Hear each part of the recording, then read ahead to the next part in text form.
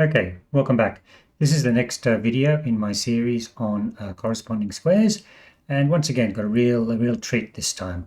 Now we're going to leave Kiers behind, although we'll definitely be coming back to him, and look at the first of the studies by Grigoriev. Now we're going to be doing a lot of studies by Grigoriev, so it might be worthwhile just reflecting on his Wikipedia page and seeing some of the comments about it. He is Russian, quite a strong player. And well known after his sort of playing career for being a chess composer. In fact, what Wikipedia says, he's especially noted for his prolific output of pawn endgames with only kings and pawns on the board, where he had no equal. For instance, in 1935, the French magazine La Stratégie organized a tourney for endgame studies with 2 pawns against 1, and Grigoriev ran away with 10 of the 12 awards. Players called him the world champion in the pawn endgame. So that gives you a bit of a background. So in terms of a lot of his studies were based around understanding corresponding squares. So that's what we're going to look at. You can see the position we're going to look at today, which is from 1920.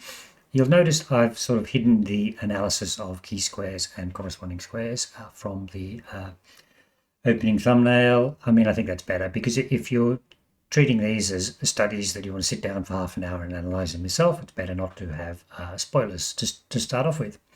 Now, the studies by Grigoriev, we will be following the analysis I've got by Carsten Muller in his book Fundamental Chess Endings. Okay, so let's get started with the analysis. I'll just switch over to the analysis board.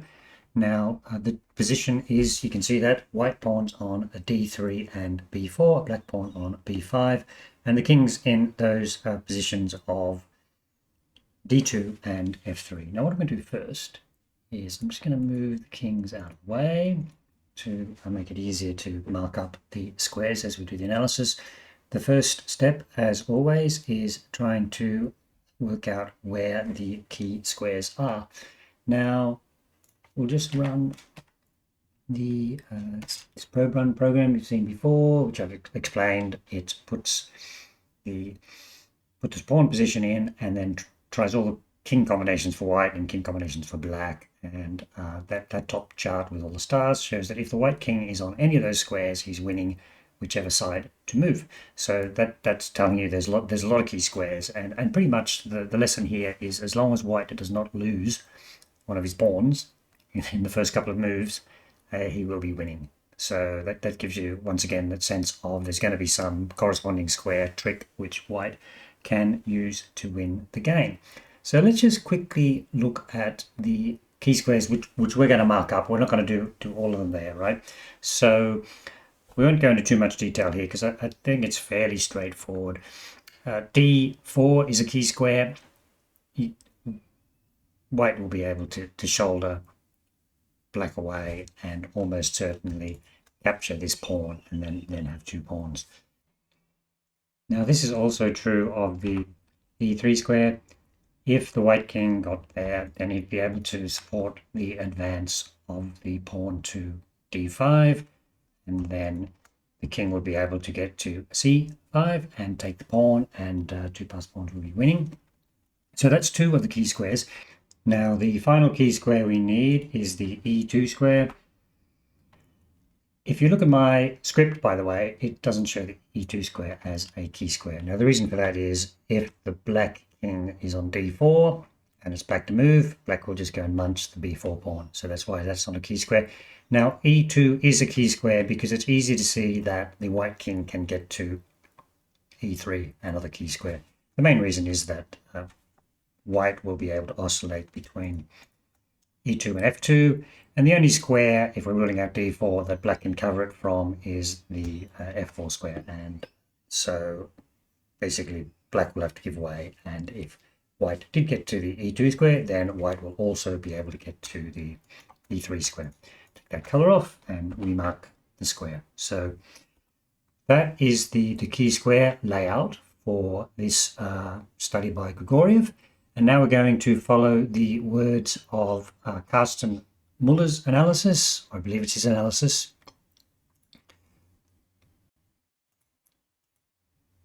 to see how the corresponding squares are laid out and why this is a win for white.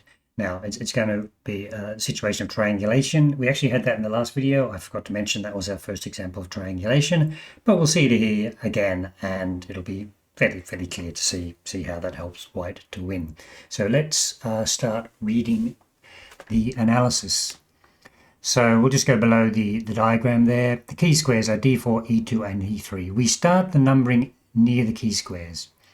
D2 equals 1 corresponds to F3 equals 1 because black can't leave the square of the D point. Now we see this, so we're marking up D2. Let's just mark that as 1.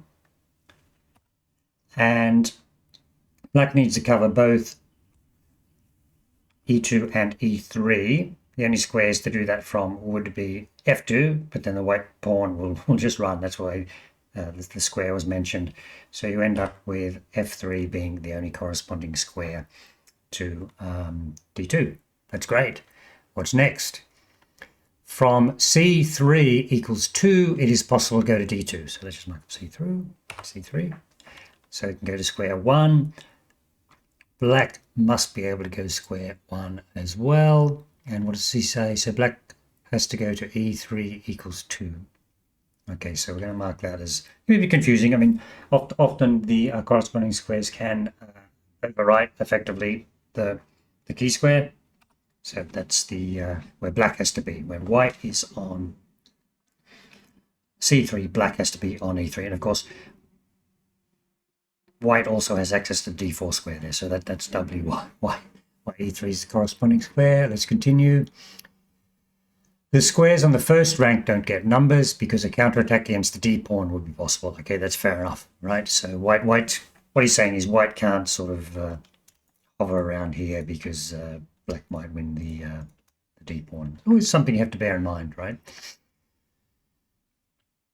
So let us continue. But on the C and B file, there are further corresponding squares, right? So C2, there's the third color, brownie color. So white on C2 threatens to go to both C3, number 2, and D2, number 1. So the only square which matches that, which is inside square, once again, we highlight black cannot go to the F2 square. It will have to be F4 as the matching square. Right, okay, let us continue making progress here. Finally, from B2 or B3, white can reach 2 or 3. So let's mark them. Same. Once again, what's being said there is that has access to both the 2 and the 3 squares. Can we find any square like that for black? But black has only one square from which he can go to 2 and 3, F3. So I didn't like this reuse of the number 1, so I'm going to split that square so that matches 1, and it also matches the 4s over there. And that's sweet as well. That was just a new little feature I added to my version of Kid versus PC to split the squares. Fairly straightforward, but now I'm a bit happier with the way it displays those situations where corresponding squares overlap. Now, what does Muller say? He just says, and white wins. Okay, and then he gives a line. So first of all, let's move back to the starting position. And the black king should be on F3. So there we are, starting position. Now, the idea is white has to get across to the squares B2 and B3 without losing his pawn, and then do the triangulation. So let's see what line Muller gives. So first of all, you move to king C2 onto the corresponding square number 3, which is the key here, or one of the keys. It forces the black king to actually move to F4 to cover both the 1 and the 2 squares. And then now, it doesn't matter which square. Let's see which one. They go to B3. So now black has to move on to his numbers 4 corresponding square. And now this is triangulation. White drops down to king B2. And now it doesn't really matter where black goes. He's going to be in the wrong color square. What Muller says is king to F4. So now white moves on to the color square which black can't move to, the same color he's on. So that's king c2, and then for instance king f3, that was the move that's given, and then king d2 on the one corresponding square, back to king f4, and then now king e2. So this is the position I was talking about, king e2. He's reached what we considered a key square, and now let's see how it proceeds. King e5, for instance, and then king e3, that's the next key square, king d5, and now d4. Now this is the pushing the pawn and making space behind. King c4, king e4. Okay, that's forced black to take the pawn, and then now it's simply pushed the pawn. King c5, king e5. Black pushes his pawn. White pushes his pawn, pushes the pawn, pushes the pawn. It's a pretty close run thing here actually, because they both queen. But the unfortunate thing for black is that after all of that, where's he go? King b4 doesn't really matter. After all of that, black's going to lose his queen to a skewer.